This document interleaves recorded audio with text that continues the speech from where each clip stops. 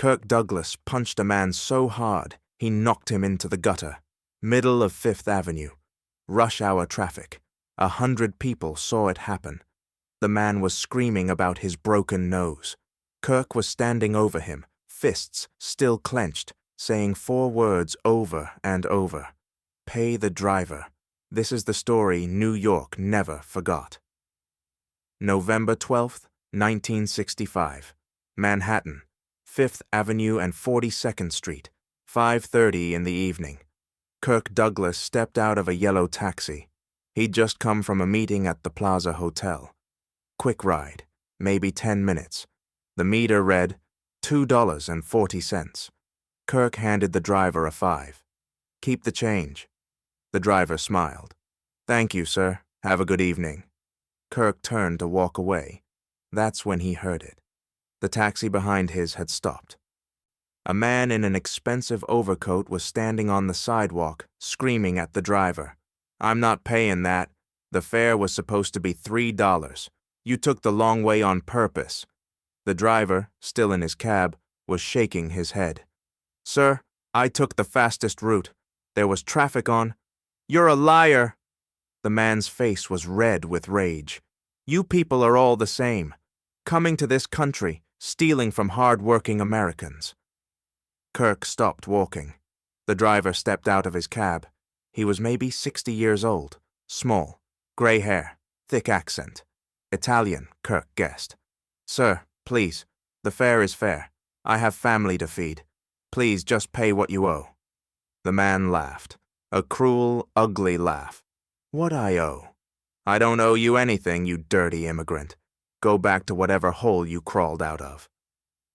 Kirk felt something cold wash over him. Dirty immigrant. His father had been called that. Herschel Danielovitch, a ragman from Russia, came to America with nothing, worked himself to the bone, died poor and tired. Kirk had grown up hearing those words. Dirty immigrant. Said with contempt, said with hate, said by people who thought their ancestors arriving on a different boat made them better. Kirk walked toward the confrontation. The man in the overcoat was still screaming, his face inches from the old driver's face. You think I'm going to give money to some greasy Italian? You people ruined this city. You and the Irish and all the rest of the garbage that washed up on our shores. The driver said nothing, just stood there, taking it, because what else could he do? Kirk tapped the man on the shoulder. The man spun around. What do you want? Then he recognized Kirk Douglas. His eyes widened. Mr. Douglas, I'm sorry, I didn't see you there. This driver was trying to... Kirk held up his hand. I heard what you said. The man blinked. I'm sorry? Kirk stepped closer. His voice was quiet, controlled. Dirty immigrant. Greasy Italian. Garbage that washed up on our shores. I heard all of it. The man's face shifted. Uncertainty now. Mr. Douglas, you don't understand. These people... My father was one of those people. The man froze. Kirk continued. His voice was ice. Herschel Danielovitch. That was his name. He came from Russia with nothing. He collected rags for a living. He was called Dirty Immigrant every day of his life. Kirk's eyes were burning. He worked 18 hours a day so his children could have a better life. He died before he could see me become successful. But everything I have, everything I am, I owe to that dirty immigrant. The man tried to recover. Mr. Douglas, I didn't mean any disrespect. I was just frustrated with this driver. Pay him. What? Kirk's voice dropped to a whisper. Pay him what you owe, right now. The man laughed nervously. Mr. Douglas, this is a private matter. I don't see why you... Kirk grabbed his collar. The street went silent. Kirk pulled the man close, so close their noses almost touched. You have 3 seconds to pay this driver, or I'm going to show you what the son of a dirty immigrant can do. The man tried to pull away. You can't threaten me. I'll call the police. 1. Mr. Douglas, be reasonable. 2. This is assault. You're assaulting me. Kirk smiled. That cold smile that made villains in his movies. Terrifying. Not yet. But we're getting close. The man's hand shook as he reached for his wallet. He pulled out a $5 bill, threw it at the driver. There. Are you happy now? You're both crazy. He turned to walk away. Kirk didn't let him. Apologize. The man turned back. His face was red with humiliation and rage. What? Kirk released his collar, but he didn't step back. You called this man a dirty immigrant. You called him garbage. You're going to apologize. The man stared at Kirk, then at the driver, then at the crowd that had gathered. 50 people now, maybe more, all watching.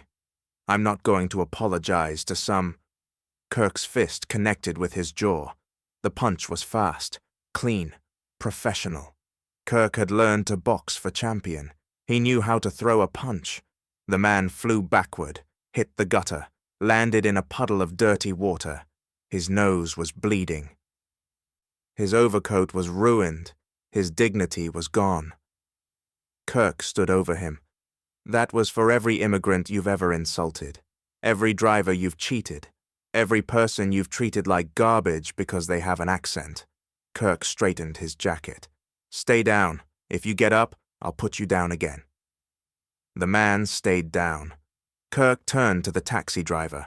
The old man was crying, tears streaming down his weathered face. Sir, why? Why did you do this for me? Kirk looked at him. Really looked at him. What's your name? Giuseppe. Giuseppe Caruso. Kirk extended his hand. I'm Kirk. My father was Herschel. He came from Russia. You come from Italy. But we're the same, Giuseppe. Our fathers came here with nothing. They built this country with their hands. And men like that don't deserve our respect. Kirk pointed at the man in the gutter. They deserve our pity. Giuseppe shook Kirk's hand. Both men had wet eyes. Thank you, Giuseppe whispered. Thank you. Kirk reached into his wallet, pulled out $100. Giuseppe shook his head. No, sir.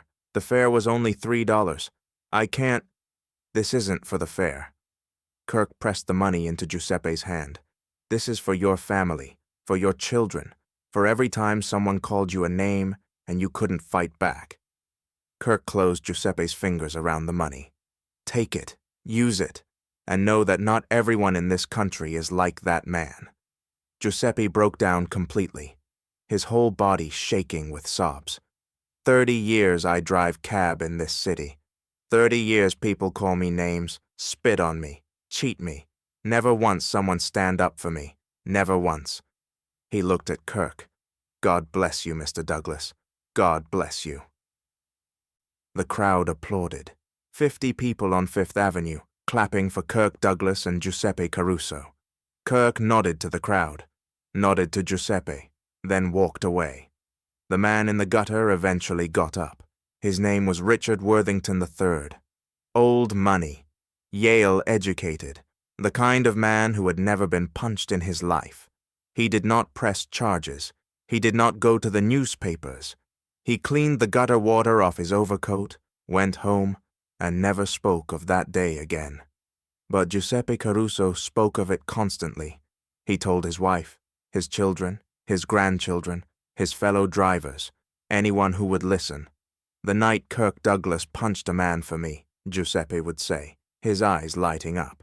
The night a movie star reminded me that I matter. 30 years later, in 1995, Kirk Douglas received a letter from Italy. Dear Mr. Douglas, my name is Marco Caruso. Giuseppe Caruso was my father. He passed away last month, 91 years old, peaceful, surrounded by family. Before he died, he made me promise to write to you. In 1965, you punched a man who called my father a dirty immigrant. You gave him $100. You told him he mattered. My father never forgot that night. He talked about it every year on the anniversary. November 12th, Kirk Douglas Day, he called it. He kept the $100, never spent it. He framed it.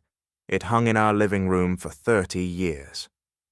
This is what respect looks like, he would tell us.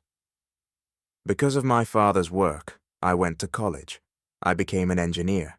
My sister became a teacher. My brother became a doctor. 3 children of a dirty immigrant. 3 American success stories. All because our father worked 18 hours a day driving a taxi in New York City. And all because Kirk Douglas reminded him that his work had dignity. My father's last words were about you. He said, "Tell Kirk thank you. Tell him Giuseppe never forgot." So this is me telling you, thank you, Mr. Douglas, for seeing my father, for standing up for him, for that punch that proved he wasn't invisible. With eternal gratitude, Marco Caruso. Kirk read the letter at his kitchen table. He cried. Not for Giuseppe. Giuseppe had lived a good, long life. Kirk cried for his own father, Herschel Danielovitch, the ragman who never got to see his son become a star, who died thinking his work didn't matter. Kirk wished he could have punched someone for his father. At least he punched someone for Giuseppe. And sometimes, if you look closely at the old photographs from Hollywood's golden age, you can still see it. Not the fame, not the awards, but the look in a man's eyes when he chose principle over comfort. Kirk Douglas played tough guys on screen, but off-screen he was tougher. In an industry built on pretending, his courage was the only real thing that lasted. Is there a moment in your life where you wish someone had stood up for you? Or a moment where you stood up for someone else? Hollywood has many secrets, but these are the ones worth telling. If you want to know the real stories, the ones they didn't put in the magazines, you're in the right place. We are peeling back the curtain on the man who never bent. If this story moved you, hit that like button and subscribe to Kirk Douglas, the man who never bent. We are just getting started. There are stories about Bert, about Spartacus, and about the moments that defined a legend. You don't want to miss what's coming next. Leave a comment below. What would you have done in Kirk's position? I'll see you in the next video. Never bend.